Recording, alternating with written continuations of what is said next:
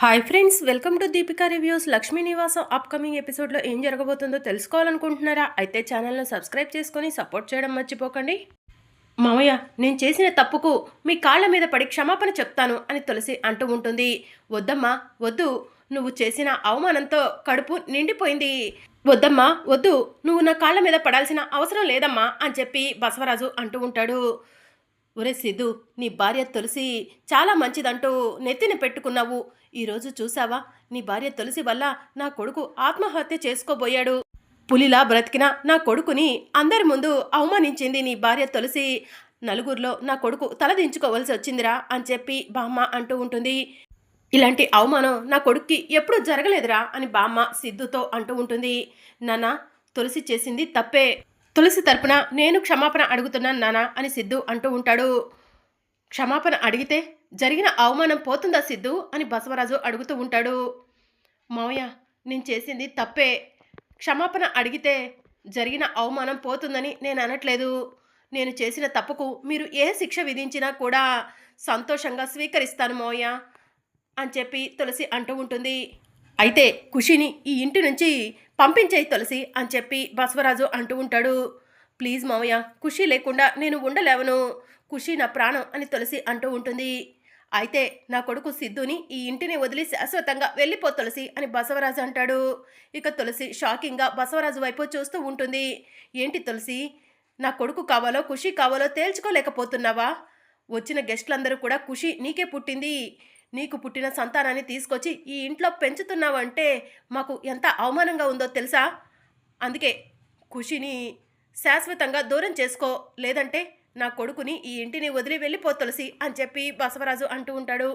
అన్నయ్య గారు, నా కూతురు చేసింది తప్పే. తను అలా అందరిలో అవమానించటం, మిమ్మల్ని అపార్థం చేసుకోవటం, మీ షర్ట్ పట్టుకోవటం అన్నీ కూడా తప్పే. కానీ నా కూతురు తులసికి అంత పెద్ద శిక్ష వేయకండి అన్నయ్య గారు అని చెప్పి లక్ష్మి అంటూ ఉంటుంది. లక్ష్మి, నువ్వేనా ఇలా మాట్లాడుతుంది? అదే, నీ భర్తకి ఇంత అవమానం జరిగితే నువ్వేం చేస్తావు అని బామ్మ అడుగుతూ ఉంటుంది. మీ అంతటి వాళ్లకు చెప్పేటోళ్ళం కాదు. తులసి చిన్నపిల్ల, తెలుసో తెలియకో తప్పు చేసింది అని చెప్పి లక్ష్మి అంటూ ఉంటుంది. ఎవరు? మీ తులసి చిన్నపిల్ల? అందుకేనా అంతమందిలో తులసి నా కొడుకుని అవమానించింది అని బామ్మ అంటూ ఉంటుంది. ఇక తులసి పరిగెత్తుకుంటూ బసవరాజు దగ్గరకు వెళ్ళి, మావయ్య, ఇంకెప్పుడు కూడా ఇలాంటి తప్పు చెయ్యను. ప్లీజ్ మావయ్య, నన్ను క్షమించండి. నేను ఈ ఇంటిని వదిలి వెళ్ళలేవను. అలాగే ఖుషి కూడా నాకు కావాలి అని చెప్పి తులసి అంటూ ఉంటుంది. లేదు తులసి, నీకు రెండే ఆప్షన్స్. ఈ ఇంటిని సిద్ధుని వదిలైనా వెళ్ళిపో, లేకపోతే ఖుషినైనా దూరం చేసుకో అని చెప్పి బసవరాజు అంటూ ఉంటాడు. అమ్మా అని తులసి ఏడుస్తూ ఉంటే, అందుకే తొందరపడొద్దు అంటూనే ఉన్నాను. వినిపించుకోకుండా దేవుళ్ళలాంటి మీ మామయ్య షర్టు పట్టుకున్నావు అని చెప్పి లక్ష్మి అంటూ ఉంటుంది. ప్లీజ్ అమ్మా, మామయ్య గారికి నువ్వైనా చెప్పు అని చెప్పి తులసి అంటూ ఉంటుంది. అన్నయ్య గారు, నా కూతురు తరపున నేను మీ కాళ్ళు పట్టుకుంటాను. కావాలంటే మిమ్మల్ని క్షమాపణ అడుగుతాను. ప్లీజ్ అన్నయ్య గారు, ఈ ఒక్కసారికి తులసిని క్షమించండి అని చెప్పి లక్ష్మి అడుగుతూ ఉంటుంది. ఎవరు ఎన్ని చెప్పినా సరే తులసిని క్షమించను. తులసి నేనేం చెప్పినా చేస్తా అంది. అందుకు గాను ఖుషినైనా వదులుకోమంటున్నాను, సిద్ధునైనా వదులుకోమంటున్నాను అని చెప్పి బసవరాజు అంటూ ఉంటాడు. దేవుడా, ఇప్పుడు నేను ఎలాంటి నిర్ణయం తీసుకోవాలి అని చెప్పి తులసి ఆలోచిస్తూ ఉంటుంది. ఇక మరోవైపు సిద్ధు బాధపడుతూ ఉంటే, ఒరే సిద్ధు, తులసిని ఇంట్లో నుంచి బయటకు పంపిస్తావో లేకపోతే ఖుషిని ఇంట్లో నుంచి బయటకు పంపిస్తావో నువ్వే ఆలోచించుకోరా అని చెప్పి బసవరాజు అంటూ ఉంటాడు. నానా, ఈ ఒక్కసారికి తులసిని క్షమించలేవరా అని సిద్ధు అడుగుతూ ఉంటాడు. లేదురా సిద్ధు, నన్ను ఇంతలా ఎవరు కూడా అవమానించలేదు. మీ నాన్నను అవమానించిన ఈ తులసి నీకు ఇంకా కావాలారా? నాన్న కోసం ఈ తులసిని వదులుకోలేవా సిద్ధు అని బసవరాజు అడుగుతూ ఉంటాడు. వదులుకుంటాను నాన్న, వదులుకుంటాను అని చెప్పి సిద్ధు కోపంగా రూమ్లోకి వెళ్తాడు. ఆయనకు కూడా నా పైన కోపం వచ్చినట్టుంది. నన్ను ఇంటి నుంచి శాశ్వతంగా బయటికి పంపించేస్తారేమో అని తులసి ఆలోచిస్తూ ఉంటుంది. అమ్మయ్య, ఇన్ని రోజులకి నా కళ నెరవేరబోతుంది. సిద్ధు తులసి లగేజ్ తీసుకొచ్చి తులసిని మెడపట్టి బయటికి గెంటేస్తాడనుకుంటా అని చెప్పి కనిష్క సంతోషపడుతూ ఉంటుంది. మావయ్య, మన ప్లాన్ భలే వర్కౌట్ అయింది అని కనిష్క బసవరాజుకి సైగ చేస్తూ ఉంటుంది. ఇక సిద్ధు లగేజ్ తీసుకొని వస్తూ ఉంటాడు. ఏయ్ తులసి, అటు చూడు, నా కొడుకు సిద్ధు నీ లగేజ్ తీసుకొని వస్తున్నాడు. ఇంట్లో నుంచి మర్యాదగా బయటికి నడు అని చెప్పి బసవరాజు అంటూ ఉంటాడు. అప్పుడు విశాలాక్షి షాకింగ్గా సిద్ధు వైపు చూస్తూ, ఒరే సిద్ధు, ఇది నీ లగేజ్ కదా అని చెప్పి అంటూ ఉంటుంది. అవునమ్మా, ఇది నా లగేజే అని చెప్పి సిద్ధు అంటాడు. ఒరే సిద్ధు, తులసిని ఇంట్లో నుంచి బయటికి పంపించమంటే నీ లగేజ్ తెచ్చుకున్నావేంట్రా అని బసవరాజు అడుగుతూ ఉంటాడు. నా భార్య తులసికి ఈ ఇంట్లో స్థానం లేనప్పుడు నేనెలా ఉంటాను నానా అని చెప్పి సిద్ధు అంటాడు. అంటే ఏంట్రా సిద్ధు, మీ నాన్నను అవమానించినా కూడా తులసిని ఈ ఇంట్లోనే ఉండనివ్వాలా అని బామ్మ చెప్తూ ఉంటుంది. తులసి చేసింది తప్పు కాదనట్లేదు, అందుకు తులసి మీకు క్షమాపణ చెప్తాంది, అయినా కూడా మీరు వినిపించుకోవట్లేదు. బిడ్డ కనిపించకపోతే ఏ తల్లైనా సరే అలానే ప్రవర్తిస్తుంది. తులసి స్థానంలో నేనున్నా అలానే చేస్తాను, నువ్వున్నా అలానే చేస్తావు అని చెప్పి సిద్ధు చెప్తూ ఉంటాడు. ఏంట్రా, మాకే నీతులు చెప్పే అంతటి వాడివయ్యావా అని బసవరాజు అంటూ ఉంటాడు. మీకు నీతులు చెప్పే అంతటి పెద్దవాడినైతే కాలేదులే నాన్న. తులసికి ఈ ఇంట్లో స్థానం లేదన్నారు కాబట్టి నేను కూడా ఈ ఇంట్లో ఉండను. ఖుషిని తులసిని తీసుకొని నేను వెళ్ళిపోతున్నాను నాన్న అని చెప్పి సిద్ధు అంటాడు.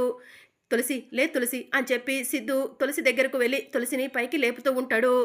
వద్దండి, నా కోసం మీరు మీ కుటుంబానికి దూరం అవ్వద్దు అని తులసి అంటూ ఉంటుంది. లేదు తులసి, భార్య ఎక్కడ ఉంటే భర్త కూడా అక్కడే ఉండాలి. నేను నీతోనే వస్తాను తులసి, నాకు నువ్వు కావాలి అని చెప్పి సిద్ధు అంటాడు. ఇదేంటి, తులసి ఒక్కటే ఇంట్లో నుంచి వెళ్ళిపోతుందనుకుంటే సిద్ధు కూడా వెళ్ళిపోతున్నాడు. సిద్ధు వెళ్ళిపోతే నా మెడలో ఎవరు తాళి కడతారు అని కనిష్క మనసులో అనుకుంటూ ఉంటుంది.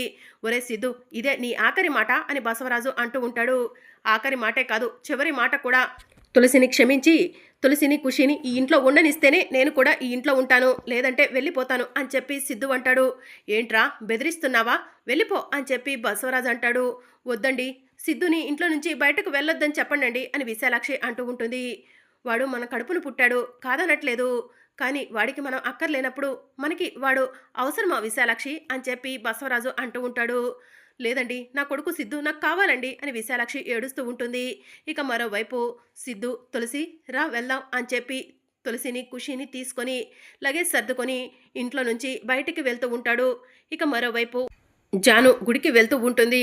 అదే సమయంలో జయనందన్ ఫోన్ చేస్తాడు. జాను, అర్జెంటుగా బయటికి వెళ్ళాలి, రెడీ అవ్వు అని చెప్పి చెప్తూ ఉంటాడు. జై సార్, నేను గుడికి వెళ్తున్నాను అని జాను చెప్తూ ఉంటుంది. ఏ గుడికి జాను అని చెప్పి జయనందన్ అడుగుతూ ఉంటాడు.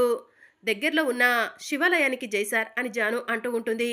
సరే జాను, నువ్వు వెళ్ళు, నేను అక్కడికి వచ్చి పికప్ చేసుకుంటాను అని చెప్పి జయనందన్ అంటాడు. సరే సార్ అని చెప్పి జాను అంటుంది. ఇక జాను గుళ్ళోకి వెళ్ళగానే అక్కడ విశ్వ కనిపిస్తాడు. జాను పరిగెత్తుకుంటూ విశ్వ దగ్గరకు వెళ్ళి ఒరే విశ్వ అని చెప్పి అంటూ ఉంటే, జాను నువ్వేంటిక్కడ అని విశ్వ అడుగుతూ ఉంటాడు. గుడికి వచ్చాన్రా, మనసు బాగోలేదు అని చెప్పి జాను అంటుంది. నీ మనసు బాలేదా, ఏమైంది జాను అని విశ్వ అడుగుతూ ఉంటాడు. నాపై కోపంగా లేదా విశ్వ అని జాను అడుగుతూ ఉంటుంది. నీపైన నాకు కోపమా, ఎవరికైనా ఫ్రెండ్ మీద కోపం ఉంటుందా జాను అని విశ్వ అంటూ ఉంటాడు. నేను నిన్ను కొట్టాను కదరా, ఇంట్లో నుంచి బయటకు గెంటేశాను కదరా అని జాను అడుగుతూ ఉంటుంది. నీ భర్త కనిపించకపోయేసరికి నన్ను తిట్టావు కొట్టావు, నీ భర్తపై ప్రేమతోనే కదా ఇదంతా చేసింది, నా పైన కోపంతో కాదు కదా జాను అని చెప్పి విశ్వ అంటాడు. ఒరే విశ్వ, నీ మనసు చాలా గొప్పదిరా, నేను నిన్ను కొట్టినందుకు అవమానించినందుకు నన్ను క్షమించరా అని జాను అంటుంది. అయ్యో జాను, నేను ఆ విషయాన్ని ఎప్పుడూ మర్చిపోయాను అని చెప్పి విశ్వ అంటాడు. నేను ఆ విషయాన్ని మర్చిపోలేదు విశ్వ, నా కళ్ళ ముందు నా మనసులో అదే కనిపిస్తుంది అని చెప్పి జాను అంటుంది. ఎందుకు జాను అంతలా ఎందుకు ఆలోచిస్తున్నావు అని చెప్పి విశ్వ అడుగుతూ ఉంటాడు. ఎందుకంటే ఆ రోజు నేను నిన్ను కావాలనే కొట్టానురా, కావాలనే ఇంట్లో నుంచి బయటకు గెంటానురా అని జాను చెప్తూ ఉంటుంది. కావాలనా, ఎందుకు జాను అని చెప్పి విశ్వ అడుగుతూ ఉంటాడు.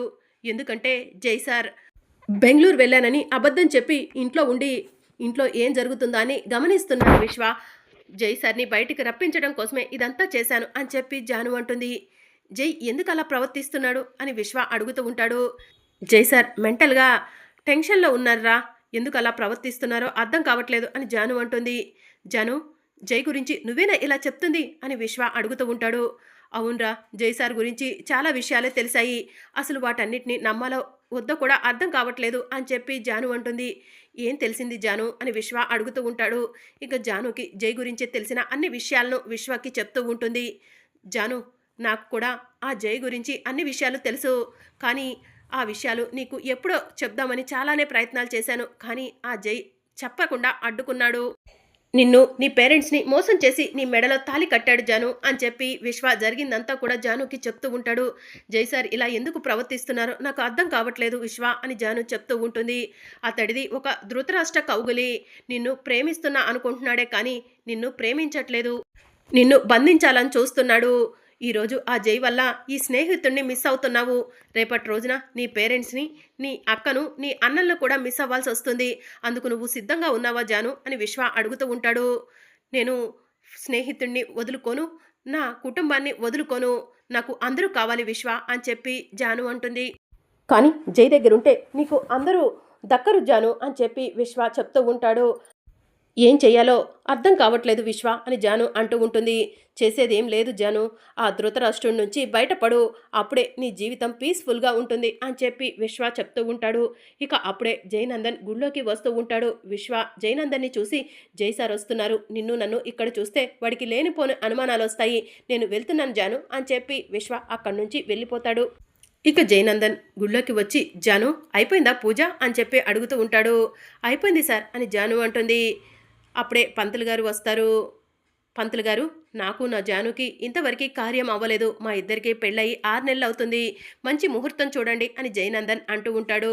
ఇక పంతులు గారు పంచాంగం చూసి ఈరోజు దివ్యమైన ముహూర్తం ఉంది అని చెప్పి చెప్తూ ఉంటారు. థ్యాంక్ యూ పంతులు గారు అని చెప్పి జయనందన్ అంటాడు. ఇదేంటి జై సార్ సడన్గా ఫస్ట్ నైట్ అంటున్నారు అని జాను ఆలోచిస్తూ ఉంటుంది. జాను ఏం ఆలోచిస్తున్నావు? ఈరోజు దివ్యమైన ముహూర్తం ఉందని పంతులు గారు చెప్తున్నారు. పద జాను వెళ్దాం అని చెప్పి జయనందన్ అంటాడు. ఇక జయనందన్ జాను ఇద్దరూ కలిసి కారులో వెళ్తూ ఉంటారు. ఫస్ట్ నైట్కి కావలసిన పూలు పండ్లు జయనందన్ తీసుకొస్తూ ఉంటాడు. ఇక జాను కంగారు పడుతూ ఉంటుంది. ఏంటి జాను కంగారు పడుతున్నావు? ఫస్ట్ నైట్ నీకు ఇష్టం లేదా అని జయనందన్ అడుగుతూ ఉంటాడు. అదేం లేదు సార్ అని చెప్పి జాను అంటుంది.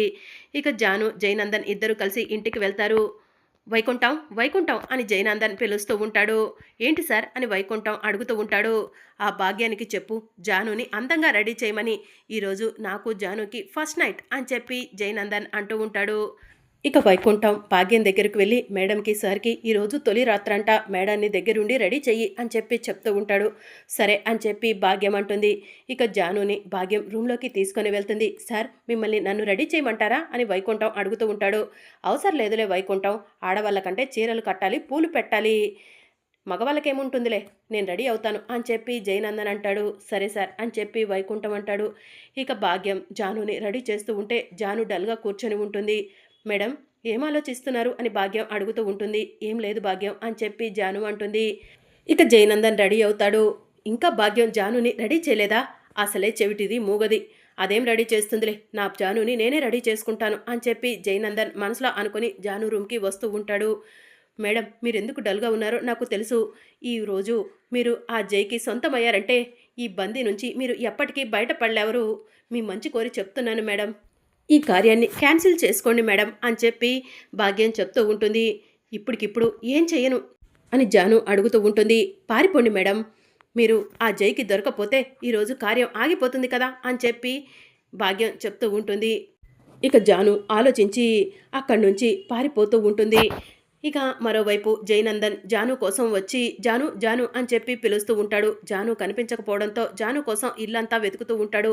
ఈ భాగ్యం ఏమైంది, భాగ్యం కూడా కనిపించట్లేదు అని జయనందన్ మనసులో అనుకొని ఇల్లంతా వెతుకుతాడు. ఎక్కడ జాను కనిపించకపోవడంతో జాను కోసం రోడ్డు మీదకు వచ్చి జాను జాను అని చెప్పి పిలుస్తూ ఉంటాడు. అప్పుడు జాను పరిగెత్తటం జయనందన్ చూస్తాడు. జాను ఏంటి అలా రోడ్డు మీద పరిగెడుతుంది అని జయనందన్ మనసులో అనుకొని జాను వెనకే కారులో ఫాలో అవుతూ వెళ్తూ ఉంటాడు. ఇక జాను జై సార్కి కనిపించకుండా తప్పించుకోవాలి అని మనసులో అనుకొని ఒక ఆటో స్టాండ్ దగ్గరకు వెళ్ళి ఆటోలో కూర్చుంటుంది. అప్పుడే జై కూడా ఆటో స్టాండ్ దగ్గరకు వస్తాడు. జాను ఫోటోని ఫోన్లో అందరికీ చూపిస్తూ ఈ అమ్మాయిని ఎక్కడైనా చూసారా అని అడుగుతూ ఉంటే ఇప్పుడే ఇటువైపే వచ్చింది అని చెప్పి వాళ్ళు చెప్తూ ఉంటారు. ఇక జయనందన్ జాను ఉన్న ఆటో దగ్గరకు వెళ్ళి ఆటోలోకి చూసేసరికి అక్కడ జాను కనిపించదు. జాను ఇంతలోనే ఎక్కడికి వెళ్ళిపోయి ఉంటుంది అని జయనందన్ ఆలోచిస్తూ ఉంటాడు. ఇక మరోవైపు జాను విశ్వ ఇద్దరూ కలిసి బైక్ మీద వెళ్తూ ఉంటారు. ఒరే విశ్వ నువ్వేంట్రా ఈ సమయంలో అని చెప్పి జాను అడుగుతూ ఉంటుంది. నాకు అంతా తెలుసు జాను, నిన్ను సేవ్ చేయడం కోసమే వచ్చాను అని చెప్పి జయనందన్ అంటాడు. థ్యాంక్ యూరా విశ్వ అని చెప్పి జాను అంటుంది. ఇక జాను విశ్వ ఇద్దరూ కలిసి బైక్ మీద వెళ్తూ ఉంటారు. మరి అప్కమింగ్ ఎపిసోడ్లో ఏం జరగనుందో తెలుసుకోవాలనుకుంటున్నారా? అయితే ఛానల్ను సబ్స్క్రైబ్ చేసుకొని సపోర్ట్ చేయడం మర్చిపోకండి. Thank you for watching.